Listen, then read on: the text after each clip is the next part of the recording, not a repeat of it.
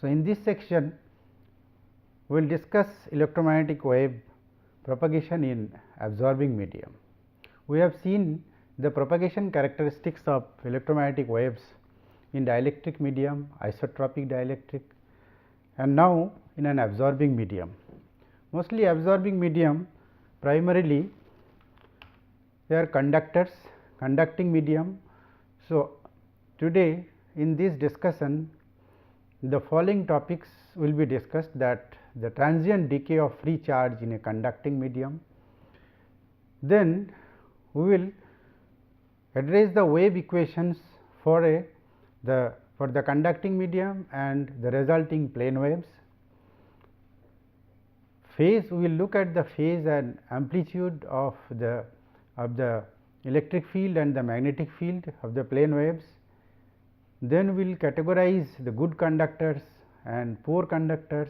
We will see that the electromagnetic waves cannot propagate in conducting medium. As a result, there will be only a small skin depth penetration of the electromagnetic waves. We will characterize that and look at the quantity expression, how it depends on the propagation and the frequency of the electromagnetic waves. Then we will see the average power dissipation, Joule's loss in conductor. So, a conducting medium, we will look at the Maxwell's equation. For example, conducting medium, salt water, metals. In such a medium, the charge flow cannot be controlled and the current density due to free charge carriers is not 0. Free current density J f is given by the Ohm's law sigma into E. There should be a vector here. So, now we look at the Maxwell's equation.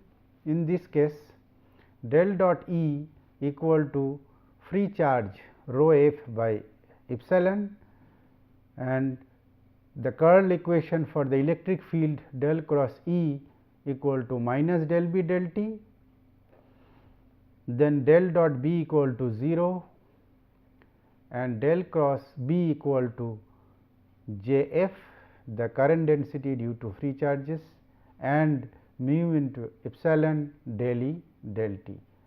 So, this J f is equal to sigma into epsilon, which will substitute in place of J f and will reorganize this Maxwell's equation to form the wave equation. Also, we have this equation of continuity, that del dot J equal to del rho f del T is the free charge, rate of change of the free charge. Oh, there should be a minus sign, and then this J f is the charge density, current density due to the free charges. Now, Ohm's law states that J f equal to sigma into E. Gauss's law gives you that del dot E equal to sigma rho f by epsilon.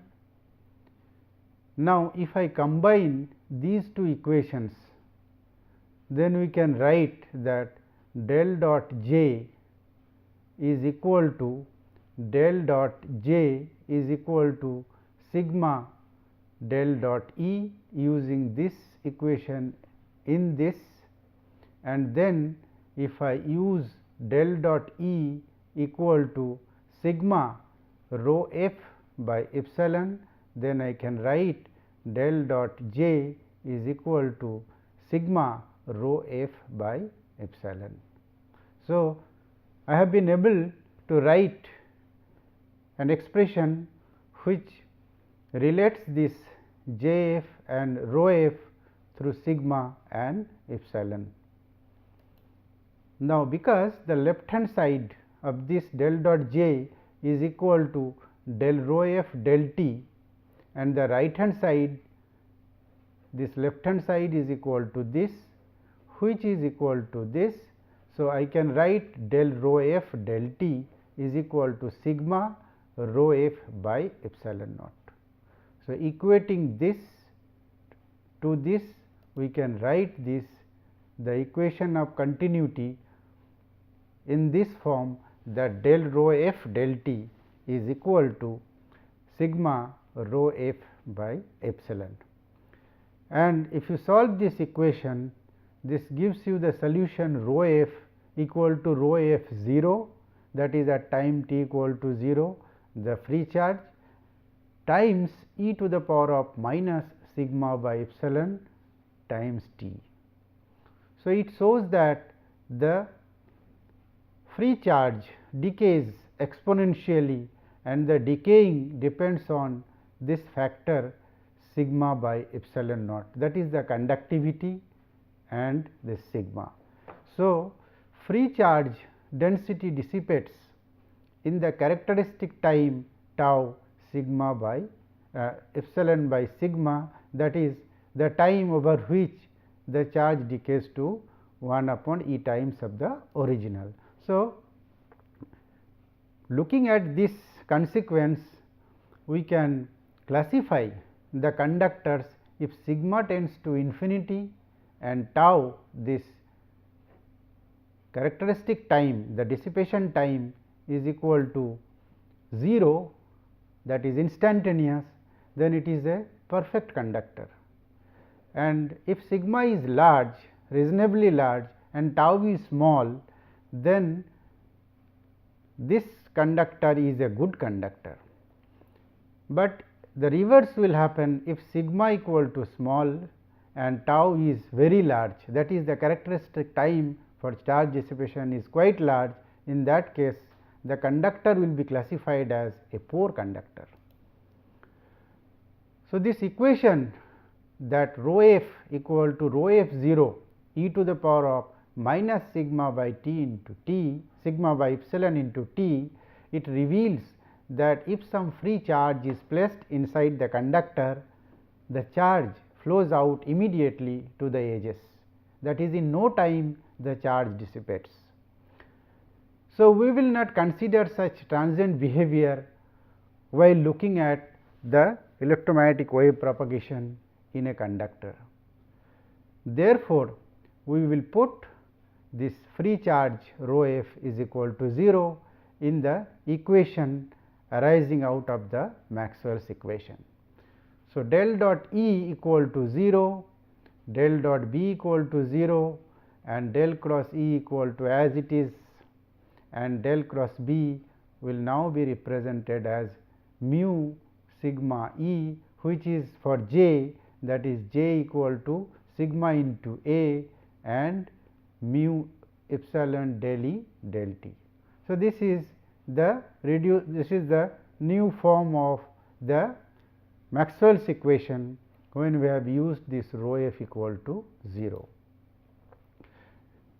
Now, if we take the curl of the equation del cross E equal to minus del p del t, that is the third Maxwell's equation, taking the curl on either side. So, the left hand side gives you del cross E, which is equal to del of del dot E and E of del dot del, which is a very well known identity, and this identity in this case will result in only minus del square E, because del dot E is equal to 0, which has come from the consequence of this equation.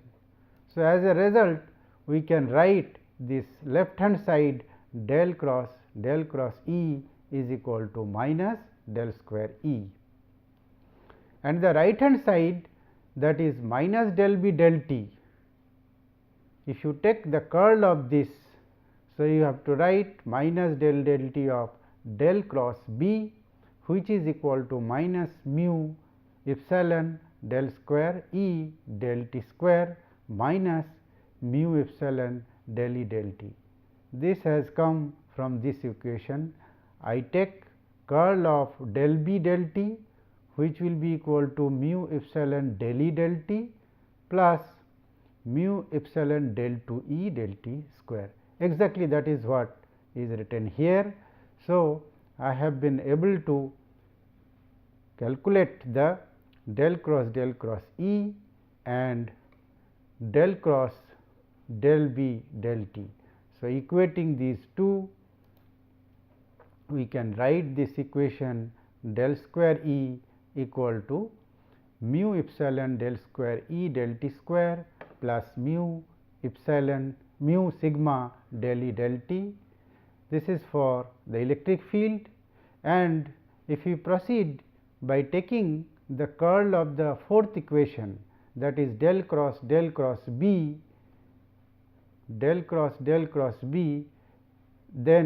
for del cross E, if I write this, and also for del cross E, if I write this, then we can arrive at this equation del square B equal to mu epsilon, which is a similar equation, except that E is now replaced by the B vector.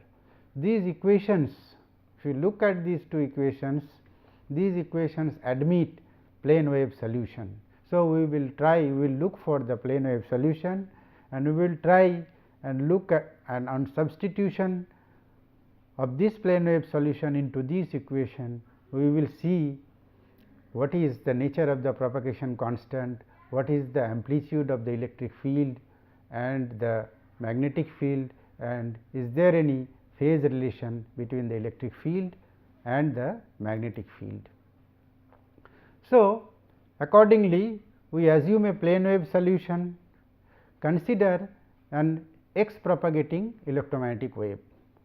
So, in that case, we can write this electric field, it is propagating along x as a function of x, but it is polarized in the y direction.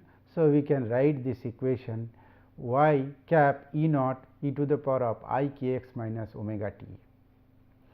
Substituting this equation into the wave equation, that is del square E equal to mu epsilon del square E del t square plus mu epsilon del E del t, we get that for an operator del square E operating on this equation, plane wave equation, we get I k and I k twice. So, that gives you minus k square, and operating twice, that is taking the time derivative twice, we will take out I minus I omega twice. So, that gives you minus omega square multiplied by mu epsilon, and del E del t will give you I into omega times mu into omega. So, this equation when substituted with this solution, then we get that minus k square equal to minus mu epsilon omega square minus I mu sigma omega. All of them are having a minus sign. Now, it tells you that the square of the propagation constant is also imaginary. That means, the complex k of the form we can consider that k is k plus I k minus, and if you take the mod of this k square, k square will be equal to k plus square plus k minus square minus twice I k plus k minus. So, you have been able to write the imaginary part and the real part for k square, and now we can compare these two equations, k square equal to this, also k square equal to this, and on comparing we get that k square plus k minus square is equal to mu sigma omega square, whereas k plus k minus, the product of these two quantities, the real and imaginary part of the propagation constant, will give you mu sigma omega by 2. So, we have been able to see the complex propagation constant whose real part is mu epsilon omega square and the real and the imaginary part is this. Of course, this is the real and imaginary part of the k square quantity. So, k square equal to, we can write that mu epsilon omega square plus I mu sigma omega. So, this on solving, because I have these equations k square plus k square minus, then k plus k minus. So, I can use this with a 2 and then you minus 2 into this, then we can add, you can frame k plus minus k minus square, which will yield the solution of this k plus minus. The k plus and k minus put together will give you the solution of this equation, is a quadratic equation whose solution will be this. So, once it is plus 1, next for the plus value of k and minus 1 for the minus value of k. So, the plane wave solution, having known that the k, the propagation constant, has two values k plus and k minus and can be written as k equal to k plus I k minus, we can write the plane wave solution. We can rewrite in fact the plane wave solution as E 0 e to the power of minus k minus x into e to the power of I k plus x minus omega t. In fact, you can see that this part accounts for the phase, k plus is the real part of the propagation constant, k minus is the imaginary part, and this imaginary part has given you the attenuation of the amplitude E 0 e to the power of minus k minus x. So, it tells you that the amplitude of the electromagnetic wave which is travelling along the x direction in a conductor decays as e to the power of minus k minus x. So, this k plus and k minus, these two quantities are given by this, which are the functions of omega, epsilon, mu and sigma. So, all these four quantities are going to decide the k plus value and the k minus value, that is how, what will be the phase, instantaneous phase, and what will be the loss in the amplitude of the electromagnetic wave in the conducting medium. For the magnetic field, we know that B equal to this can be connected to the electric field through this equation. Now, since k is complex, B and E, they are connected by a complex quantity. That means, the phase related with this k will also be attached to the phase of this electric field, and in general electric and magnetic field will have a phase difference. And writing this B field in term using this electric field value known, we can write in this equation. So, k by omega, which is a consequence of this equation. So, I am trying to write this the magnetic field in terms of the amplitude of the electric field, the attenuation factor of the electric field and the phase of the electric field, but this is a complex amplitude.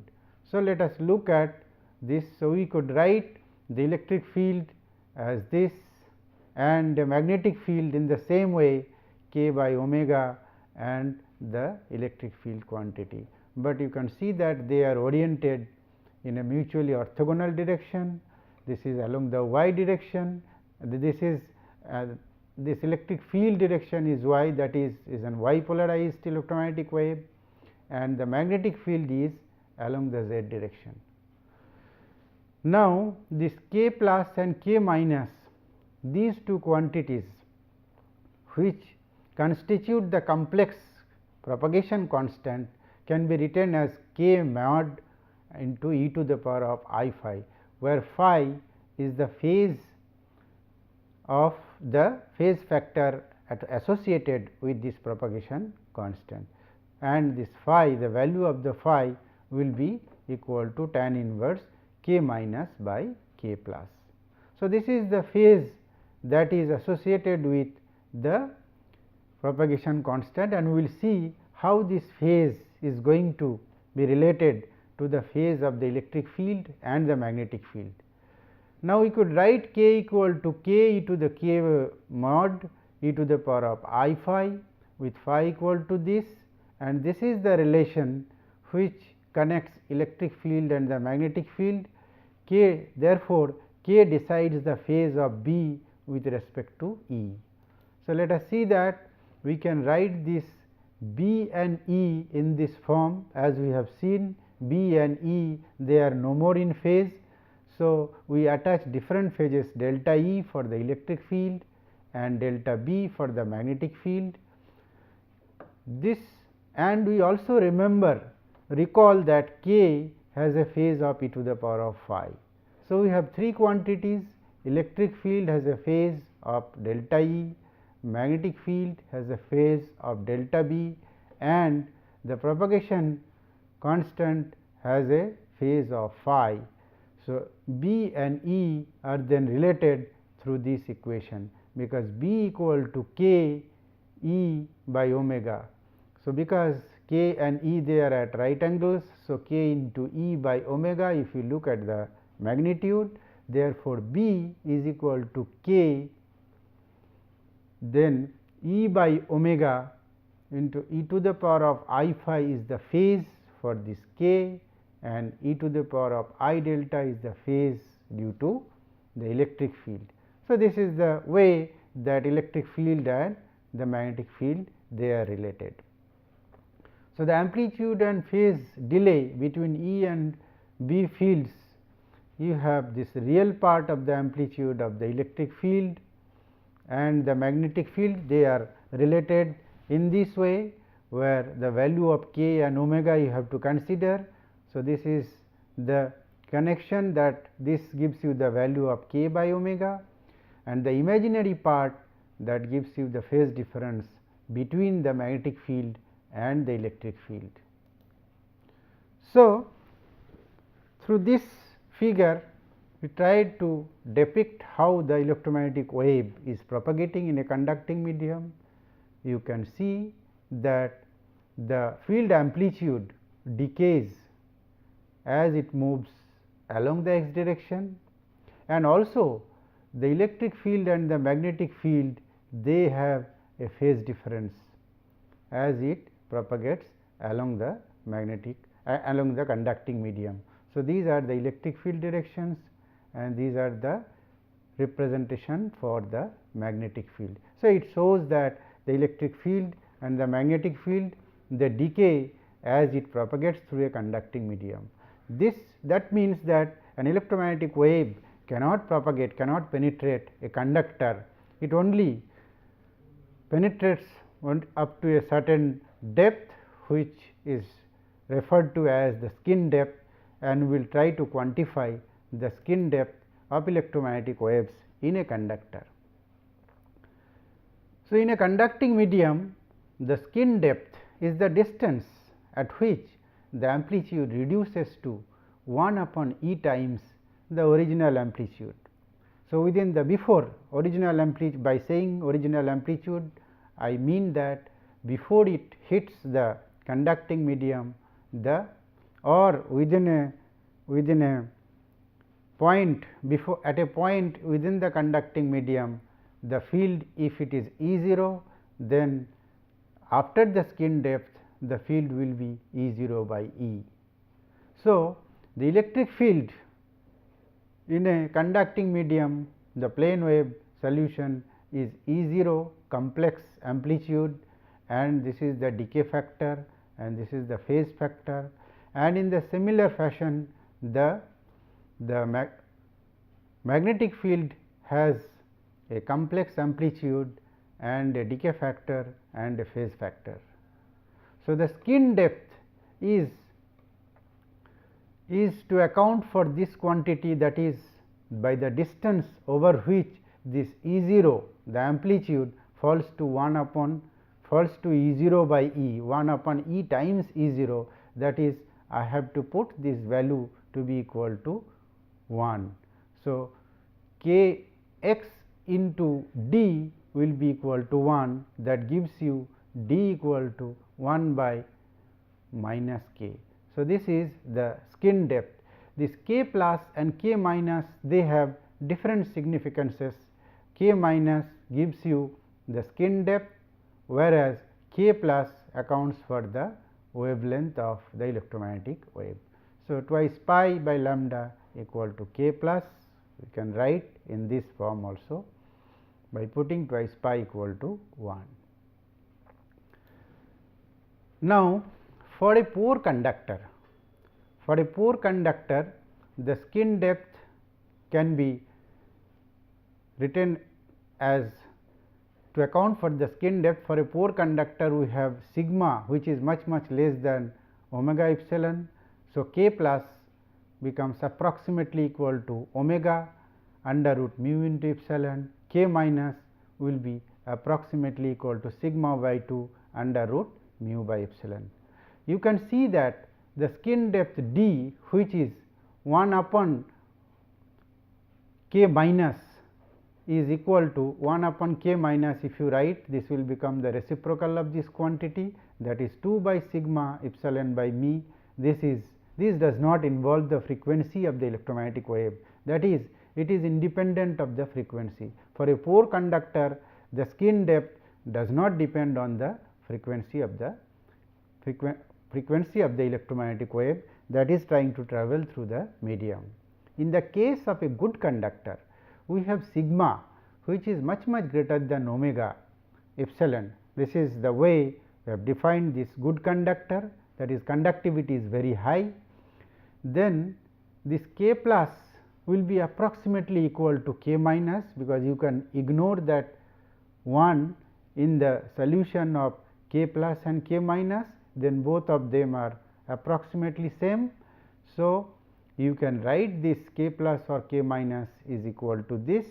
Therefore, the skin depth d, which is the reciprocal of k plus, will be equal to lambda by twice pi and d equal to 1/6 of the wavelength. So, in a good conductor, the electromagnetic waves only travel through 1/6 of the wavelength distance.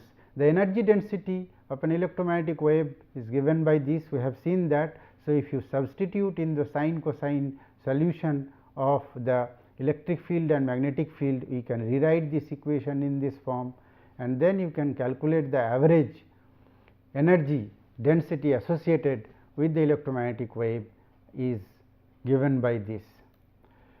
So, for a good conductor, you can calculate the average energy density associated with the electromagnetic wave is equal to this, and the energy flow is characterized by the Poynting vector, that is S equal to 1 upon mu E cross B. And if we evaluate this expression, where for a cycle the integration is equal to half into cosine phi, in this case it is not equal to half. This is because there is a phase difference between the electric and magnetic field, which is like the power factor. So, it appears in the expression of k plus as k equal to cosine phi. So, we can calculate the Poynting vector in this case as well. So, the average power we can calculate in this form. With the progression of the wave, the energy density decreases with a factor of this, and this lost energy heats up the conductor, which we call the conductor heating. Next, we will consider the average power dissipation in a conductor. Let us consider a slab. In the slab, this power we can write in this form, that E into j delta x into A, j is equal to sigma E square. So, we can rewrite this equation. Now, if you calculate the power, average power, then we can write this equation. Now, let us consider the average power that is flowing into the slab. We have calculated the expression for average power, whether it is going in or going out will be decided by this factor. So, power flowing in will be given by this into A, whereas the power flowing out from the slab, this k minus k into x will be replaced by twice minus k into x plus delta x. So, this factor will account for the thickness of the slab. So, the difference between the power that is going in and going out will give you the power that is lost within the conductor. If you evaluate this equation, you can rewrite this equation in this form using k plus k minus equal to this, which we have seen in the solution for k. So, you can calculate the power loss is equal to this. So, this is how we have discussed the transient decay of the free charge in conducting medium, wave equations and plane wave solutions in a conducting medium, phase and amplitude relations for the electric field and the magnetic fields. We have also classified the good conductor and poor conductor, and we looked at the skin depth for good conductor and poor conductor. For a good conductor, it is only the 1/6 of the wavelength of the electromagnetic wave, whereas for a poor conductor it does not depend on the frequency, and we also have calculated the average power dissipation through a conducting medium, which actually accounts for the Joule's loss in the conductor. Thank you.